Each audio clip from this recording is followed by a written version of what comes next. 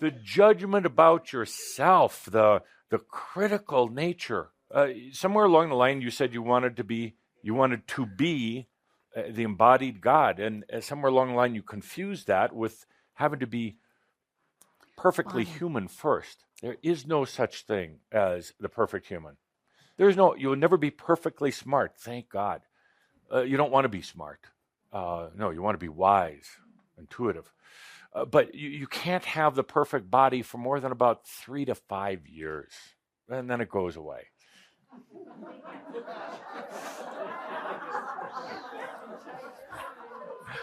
According to society.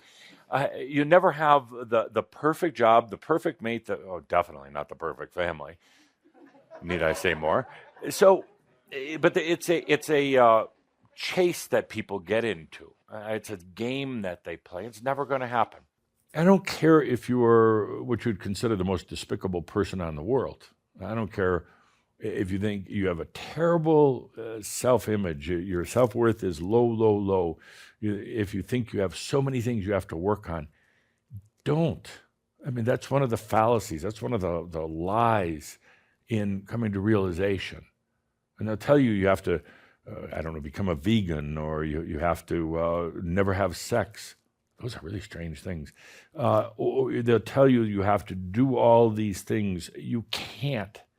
The minute you perfect one part of your humanness, another part, a flawed part, will come up. It's almost like the minute you suddenly become, you're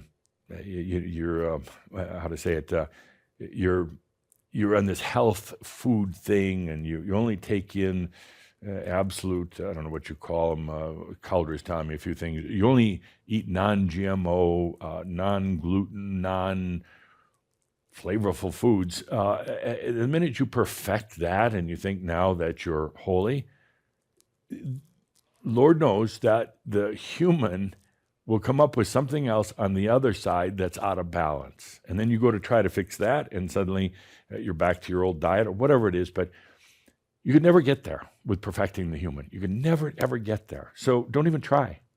I don't care where you are right now, how much you loathe yourself right now, how much you think is wrong. It doesn't matter. You see, life is kind of like a merry-go-round, and lifetimes on that merry-go-round, and it keeps turning and turning and turning. Scenery never really changes. The horses never really change. You just keep going, hoping that something's going to happen. It happens the moment you say, no more, I'm done with it. No matter how much of a sinner you think you are, or incompetent, or unspiritual, or any of the others, doesn't matter. What matters is you're saying, it's time. Now is the time. One of the expectations that you have had is that you're trying to build that human identity of yourself. You're trying to make the perfect human, and it's never going to happen. There is no such thing as a perfect human, other than one who totally accepts who they are. Who they are is subject to regular change. Why is it here at this coming of full circle in this lifetime on earth, when you have come full circle, this is the lifetime. This is the point of separation. This is the time of being the creator/manifester. Why is it that energy comes in, that dark, cold, unlifelike, deceptive, unloving, loathing energy comes in? Why is it that at a moment like this, some of you feel anxiety and tension? Why is it that at a time like this, some of you want to run and hide?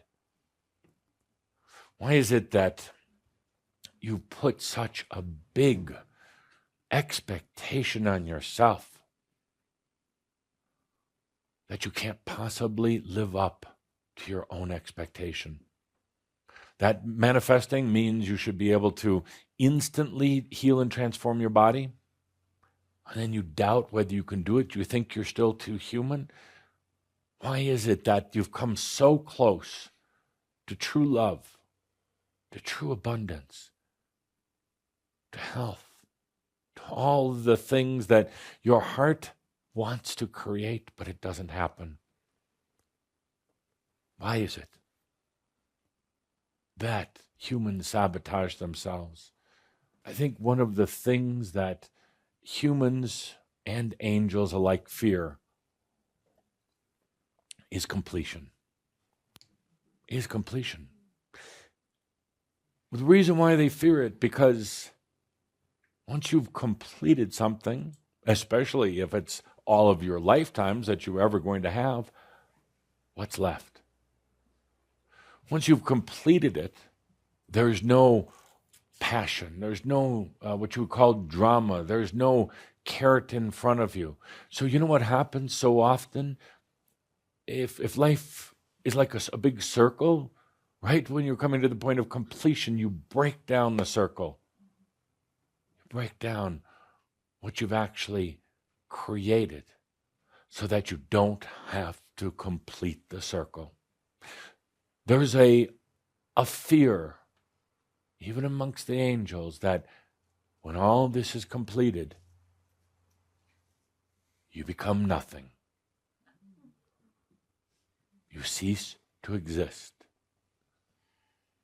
Humans believe in going to heaven and hell.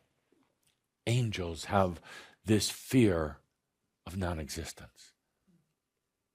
They fear that if there is not something to fix or mend or correct, there's no goals to aspire to or plans of the day, there's no hills to climb or oceans to cross, that you go out of extinction. And this is so deeply a part of all of you. I can tell you, and Adamus will tell you, that is not true. But on the other hand, I add Kathumi into this. We'll tell you of something that we have found to be true. You stop existing like you used to exist. So actually, part of this fear or concern is founded. It's true. You never exist like you did before. The existence becomes something different. It becomes the moment, the I am. It comes without goals or without trying to fix anything, without trying to fix the world. And some of you, angels here, sitting in the chamber room at my cottage, have a difficult time with that. You base your worth on what tasks lie before you, working with yourself or working with others. You base your tomorrows on the lists of things that have to be done that you're writing today.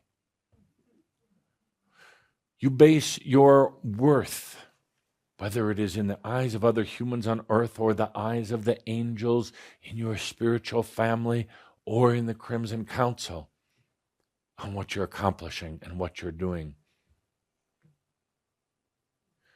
You base your identity, your awareness of self, on how much more you have to fix rather than what you've done. So you sabotage yourself. You could have had anything, but you've feared that this would be closing a circle. A circle started eons of time ago. You feared going into your own ascension because you fear that it's nothing. That there's nothing there, nobody there, nothing to do. No true understanding of yourself or worth. Why do you sabotage yourself?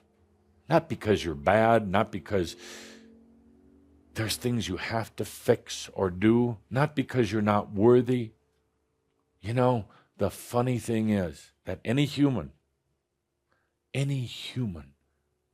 any point can say enough. I don't care if they're a human in prison on some of the worst charges against them. I don't care if they're destitute, homeless, I don't care if they're top of the most wanted sinners list. But dear Shambra, the moment that a human angel says that's enough, everything starts changing. Everything starts clearing up. The realization of ascension comes in.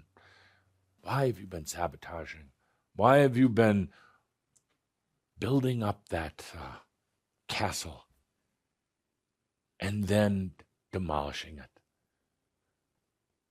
Why have you been making strides in consciousness, leaps in consciousness, go further than any other humans we've seen, and you allow yourself to fall into the chasm of darkness? Why? I can't give you the answer. I can only point out to you what I see you doing. I can't make you some promise or guarantee of what it's like when you complete yourself, your circle. But I can tell you that it begins the next circle of evolution. You see, when the circle is completed, it's actually more like a spiral. Now it expands. Now it grows. Now it continues. Not in the same way that you've been experiencing it up to now. It changes.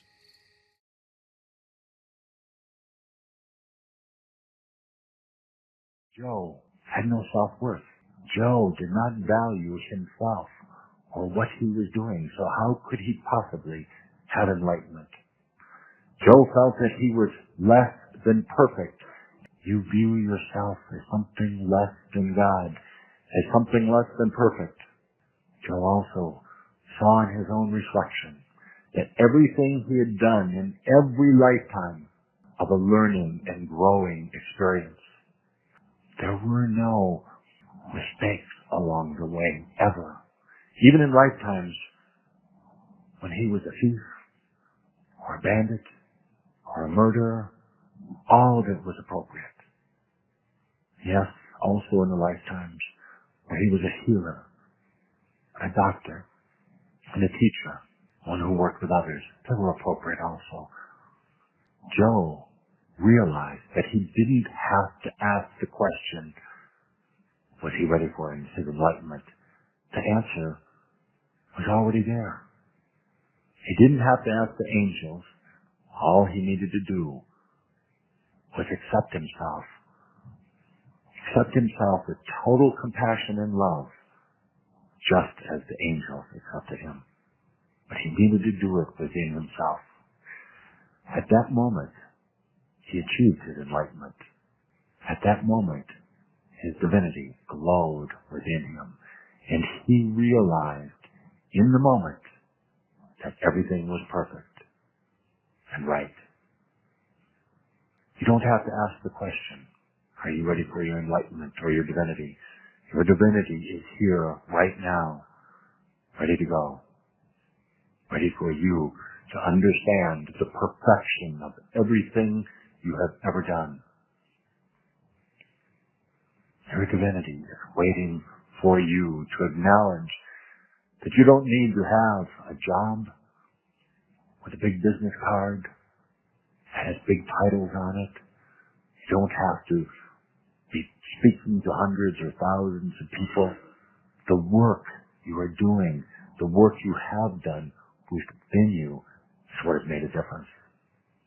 The work you have done on yourself to come to new understandings about who you are, that has made the difference.